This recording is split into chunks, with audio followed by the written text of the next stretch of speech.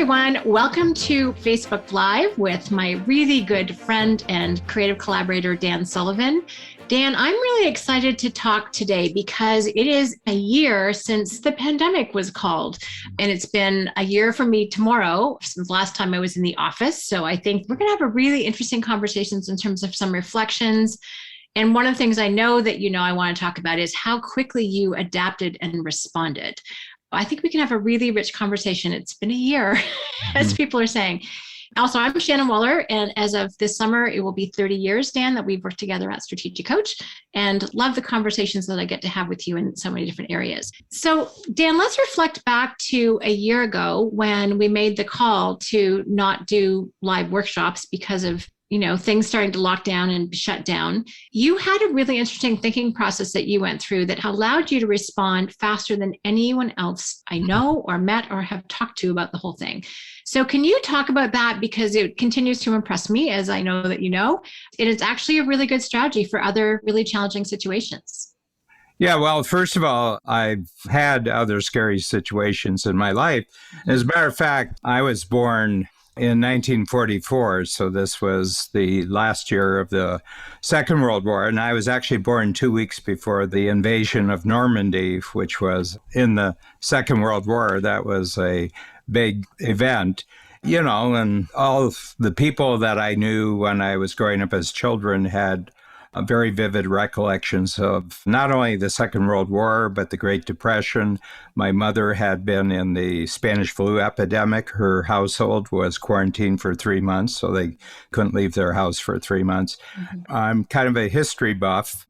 My mother got me reading very early, and she encouraged me to read history and to read books about geography and a lot of books. So I've always had an early connection with big events in the world, like lots of big things have happened.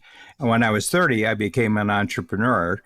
I'll be 77 in May, so it's been 47 years. You have to adjust to changes in the marketplace. You have to adjust to what clients and customers are looking for. And I was an advertising writer in the big agency. And the one thing I learned very, very quickly at the ad agency is that what you did yesterday doesn't matter. What are you going to do today? So there's always new challenges, new jobs. I thrive on this. So I guess you get the life you choose after a while in terms of what you like responding to. But this is what I would say since we started the company, and you've been with Strategic Coach almost as long as Babs Smith and I. Babs is my lifetime partner and my business partner. We've had ups and downs, and we've had financial downturns in the market. We had an epidemic, SARS, which really interrupted our Canadian business, and that's our headquarters. So I kind of have an attitude that unpredictable things are sort of a normal part of life if you're going to be an entrepreneur. And all of our clients are entrepreneurs. So, different kinds of surprises are always happening to them. So I've just sort of normalized it. I would start right there in answering your question, Shannon, is that I don't consider like what happened last year at this time. I don't consider it abnormal. I consider, well, these kind of things happen in this world. And you've done it enough times now that it shouldn't paralyze you. It shouldn't stop you. And what you do is you immediately flip and say, okay, this is the obstacle, but what's the opportunity? Because I always find when something changes, there's a negative side to it, but there's also a positive side. And I've handled the negative long enough that I just immediately switch to the positive. There's something about not being paralyzed. We saw so many people just frozen emotionally, mentally, physically, they were locked down. So that's really interesting, Dan. And so I think my impression of you has been that you're like, okay, this is new, this is different. And it was unpredictable, but you didn't automatically label it as being bad, right? Because it had both elements. There were challenges, but there are also amazing opportunities, which you have done a brilliant job, must say, of maximizing and alerting other people to what the opportunities are, which is really great. So let's go back to the plane ride home from Chicago a year ago, because the team had made the decision. Babs let you know about workshops being effectively Monday. You weren't going to be coaching back in Toronto because we were both in Chicago. So talk about what you did in your mind to kind of come to grips quickly with this. Well, first of all, I have a division of labor. So there's two parts to our company. And the way you can think about it, it's like a live theater, like on Broadway or live theater. So there's two aspects of it. You have the theater itself and the business of the theater and all the team that has to be in the theater, all parts of the theater. And then you have what's on stage. So in the partnership I have with Babs Smith, my wife and partner, I am in charge of what new shows are going to be on stage, and Babs is in charge of everything else. So right off the bat, I was told about the decision. At first, we just weren't going to have workshops until June. Right. So we were at March, so it's basically a full quarter, but this was already handled before I was informed of it. Babs was talking to you. You're a key person in the company, and we have key decision makers in the company. And they had been just looking at the workshop attendance over the previous week or so. We're losing half our attendance, and we're getting worried phone calls coming in from clients and, on behalf of their families and their teams. They just didn't want them getting on a plane and traveling. And meanwhile, I don't think we really cued into it, but a couple of days before the 13th, it had been announced that this was now an epidemic in the United States. But I was told about it, because I was very busy that week with workshops. I had to be on stage, and I had an audience, and I had to perform, and I had to deliver. But then we were flying from Chicago back to Toronto, and I was kind of tired, and I said, I had really gotten a handle on Zoom over the previous 5 years. As a company, I think we were ahead of the game because we have teams in 3 countries, and our coaches all live in different parts of the world, and we have team members who are at a distance. From our end, we kind of knew what to do with Zoom. The only problem was not many other people in the world were doing it. The epidemic made a decision on our behalf for them that strategic coach can do Zoom events. We can communicate. Now, all the rest of you have to switch over to Zoom. Well, I think we responded really well, but the world just compelled our whole entrepreneurial world of business owners. They were told, you're going to have to switch to virtual. And I took that into account. The next morning, it was Saturday morning, and I got up and I was just thinking, and I said, I have a feeling this is an opportunity to make incredibly fast progress in a way that we could never have done under normal circumstances. We would just never have made this switch. And I said, I just think this is a once in a lifetime opportunity. Shannon, if I'm kind of telling you, what my mindset was, I had a feeling that there was no time to be wasted. We had to take advantage of every week, every month, every quarter while this was in effect because of the enormous progress that we could make. And now it's turned out to be a full year. We never expected it to be a full year. So I was thinking maybe it's 3 months, but we can make incredible progress in 3 months. Just jump ahead in time almost in terms of this virtual capability.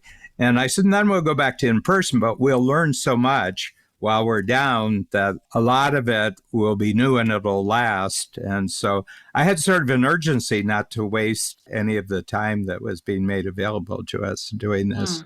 I love that. And I think one of the other things that you had mentioned to me is that on the plane on the way home, kind of what you were saying at the beginning, you reflected on other situations that had happened that were unpredictable that you had responded well to, which is just a phenomenal, I've actually used this as a strategy since you mentioned that to me, Dan. It was like, where else have I handled not this situation, but other challenging situations like this? Well, not poorly.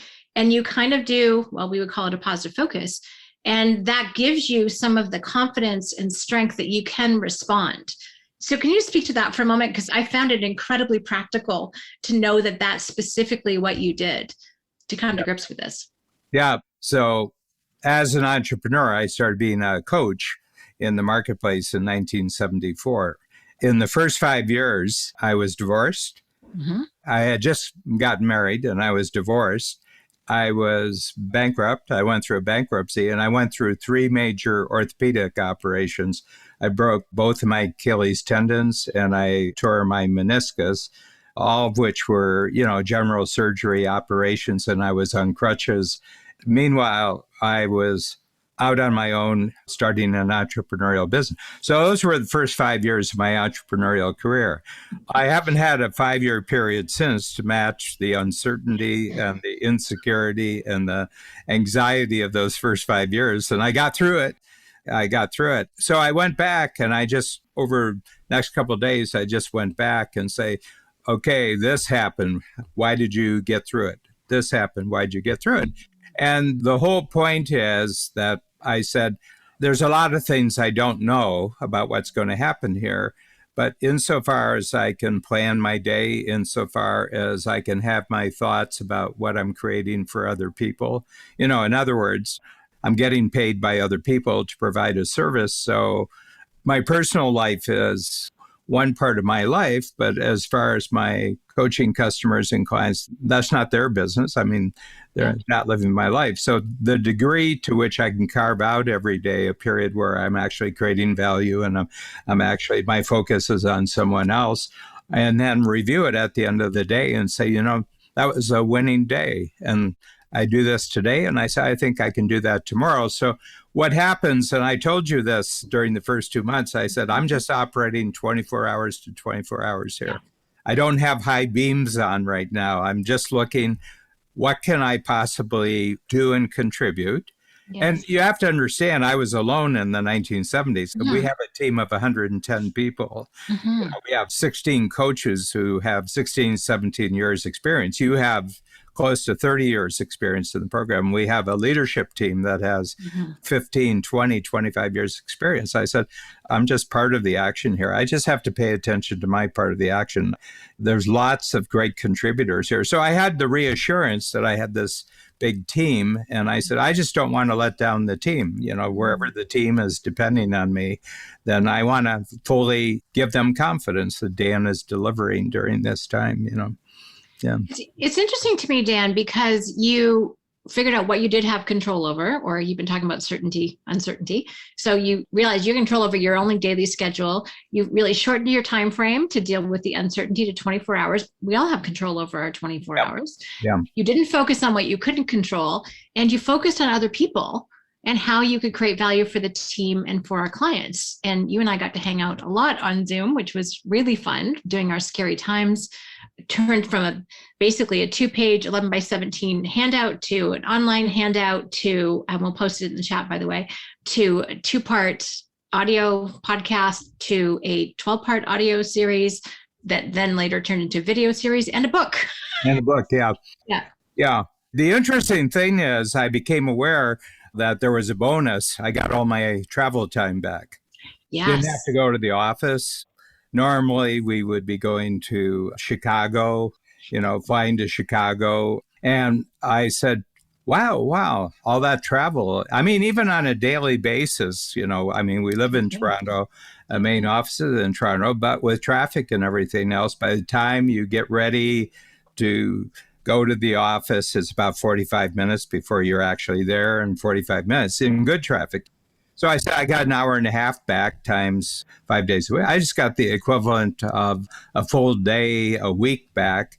And then the air traffic, that was 6-7 hours, till you've arrived at the other end yourself, 7 hours. So I said, wow, I got a lot more time now than I had when things were normal. So I just start stockpiling what's on my side. I know what's opposing me, but what's on my side. Mm-hmm. And you go digging and you say, I got a lot of things. And not only that, but all the teamwork. There were no more meetings in the office. There were no more scheduled meetings. We can do our recordings on Zoom. So I just looked, I said, some things have been taken away, but some new things have been given. I said, let's just focus on and take advantage of the new things that are given, Mm-hmm. There's nothing I can do about the things that have been taken away, so why spend nervous energy on it? So how can we, by the 1st of June, just totally transform this, regardless of what happens after the 1st of June? And then as we discovered, it's going to be till September, and then it's going to be till New Year's, and now we're here a year down the road, and there's still a great deal of uncertainty. So I just said, stop worrying about it. It'll happen when it happens, and just maximize the opportunity that you have, and just get as good as you possibly can with an entirely new way of managing the company and also of providing coaching to the world. And as it turns, we created a brand new virtual global workshop program. And we have over 100 clients that we ordinarily wouldn't have had because they don't have to travel to come to Strategic Coach. So Australia for us has suddenly become a big market because, the travel sacrifice for people coming even from Sydney to Los Angeles. I mean, it's like 5-day turnaround for a 1-day workshop. Yep. Now they can move from the kitchen to their study and make 3 clicks and they're in Strategic Coach. So I said, this is our future. I said, we'll have in person, but by far the biggest growth area of our future as a Strategic Coach company worldwide, that all got developed during the last 12 months. Mm-hmm. It's so fun. People who've been wanting to do coach, but found the obstacles in the way prohibitive, all of a sudden they're like, yay. I mean, time zones still matter, but less than a 5-day turnaround. We have India, we have Russia. Kuala Lumpur, yeah. And they love it, they just love it. I mean, we have workshops where there's like 16, 17 different countries represented, and they love it. We had just had our coaches in for the first time as a group in a year, and they're loving it too. So what's there not to like? I like it. There are 4 characteristics that you often talk about, and we often use it in terms of team members, but you, our team, our clients who are thriving, it's alert, curious, responsive, and resourceful. Those are just 4 terms that are just so useful to know, like paying attention, wanting to know more, being curious, being responsive rather than frozen, and then being really resourceful about what you do have access to rather than what you don't. I mean, I know you love those 4 words because we've talked about them a lot, but would you agree? Is that sort of what you've noticed? Yeah, and I think entrepreneurs over the course of a career, when you decide to leave the world of employment and you go out on your own, after a very short period of time, it's a life sentence because one is, even if you're not succeeding in the way that you thought you were going to succeed, you kind of like the freedom. And going back and being told what to do and having your time managed by other people, it's really, really hard. It becomes hard. And if you're out there for 4 or 5 years, how do you explain that gap in your employment? So I said, you have to understand that when you go entrepreneurial, it's a life sentence. And therefore, you can't compare your life. You can't compare how you're going forward in the future with people who have chosen employment. And 19 out of 20 people choose to have other people tell them what to do with their time. And entrepreneurs choose that they'll take on the freedom of their own time at the risk that they also have to supply their own financial security and their family and everything. So what I say to them is, you got to be more alert than other people. You got to be more curious. You got to be more responsive, and you have to be more resourceful because nobody's creating your future for you. Nobody's creating your security for you. You have to do that for yourself. And I said, you just have to be more on the ball. You have to be on top of things. And I like it. My father was an entrepreneur, and nobody in my family, I have 6 siblings, none of them are entrepreneurs. But I always kind of admired my dad. My father controlled his time, and he was a good salesperson and he controlled the flow of money. And I said, when you get older, why wouldn't you want to do this? So I was kind of attracted to it very early. When I became an entrepreneur, of course, I jumped in the deep end of the pool, and I barely knew how to keep my nose above water for the first 4 or 5 years. But that was the roughest part of my life. Those 5 years were just, they were grueling. I mean, they were just grueling. But never once, Shannon, during that time, did I ever think that I wouldn't continue being an entrepreneur. That's very cool. I've heard you talk about it. You're like, well, I may not have figured it out yet, but it's out there. The opportunity is there. Dan, it always gets a laugh in the workshop when you tell people you're no longer employable. They'll go like, oh yeah, that would be me. Well, they can laugh all they want, but none of them are employable either. That's why it's funny. There's a couple comments in the chat that I want to share. Susan makes a really great point. And Susan, thank you for bringing this up. She says, I'm having my best year ever. In some weeks, it feels a little unreal. How can I quickly level up my comfort with bigger successes? And this, I think, part of it is not comparing yourself to other people, because some people feel guilty for their even bigger success this year than ever before. It's a very fundamental question you're asking. Mm-hmm. And I see a lot of turmoil with entrepreneurs because they never quite get their thinking straight on this. And the thing is, you've got to be super, super careful now about who you surround yourself with. So if you are having a great year and you're surrounded by people who aren't having a great year, you will undermine your own success so that you're not unacceptable or insulting to them. Okay. Remember, when you jump to a new level of success, you also have to create a complete new support community around you. If you're having a really great year, you've got to start hanging out with people who are having a really great year. That's so true, Dan. Yeah. And people say, well, how can you just do that? And I said, well, you've been doing this since first grade. I mean, do you still every year go to your first grade reunion of everybody was? I mean, we leave people behind all the time. Okay. It's just that when people get into their adult lives, they sort of say, well, now I'm settled. No, not if you're going to keep growing. No, you're going to meet new people. And it's a chance to really see what constitutes a lifetime friendship. I mean, it's probably not based on economics. You just really like the person. So all the people you really like, really stay in touch with them. And if they're having a difficult year, you help them like you do with friends. But if it's just a social setting and you're the successful entrepreneur and they're having trouble in their jobs and their employment, then you have to understand that if you've got 20 people that you're used to, but none of them share your experience, guess what? There's 20 people you haven't met who totally share your experience and they'd love to interact with you. But it's painful because you're an outlier. You know, entrepreneurs are outliers.